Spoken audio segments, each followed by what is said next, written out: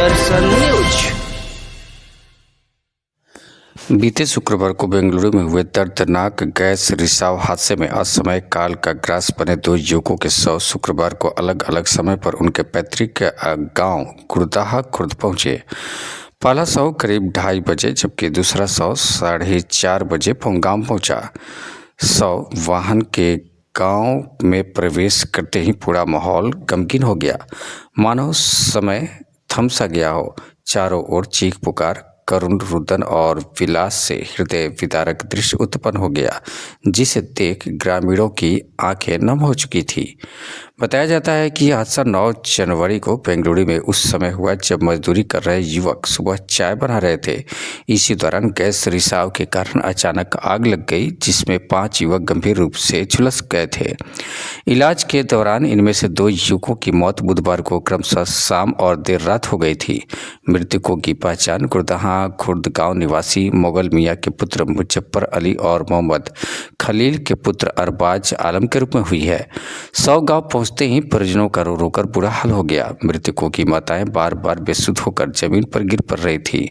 वहीं दोनों के पिता फुट फुट कर रोते नजर आए। भाइयों और बहनों और रिश्तेदारों के आंसू थमने का नाम नहीं ले रहे थे। जिस घर में कभी खुशी हंसी की आवाजें गूंजती थी, वहां अब केवल मातम और सन्नाटा पसरा हुआ है। ग्रामीणों ने बताया कि 1 जनवरी को गुरदाहा खुर्द गांव से 5 युवक बेहतर भविष्य की तलाश में बेंगलुरु गए थे। वे मेहनत मजदूरी कर अपने परिवारों की आर्थिक स्थिति सुधारने का सपना संजोए हुए थे, लेकिन एक भयावह गैस हादसे ने उनके सपनों को चकनाचूर कर दिया। घटना की सूचना मिलते ही परिजनों पर दुखों का पहाड़ टूट पड़ा था। गुरुवार को बेंगलुरु में दोनों शवों को पोस्टमार्टम कराया गया। इसके बाद जब शव गाँव लाए गए तो अंतिम दर्शन के लिए ग्रामीणों की भारी भीड़ उमड़ी। अपनों को कंधा देते समय मृतकों के मित्रों की आंखें भी छलक कर उठी।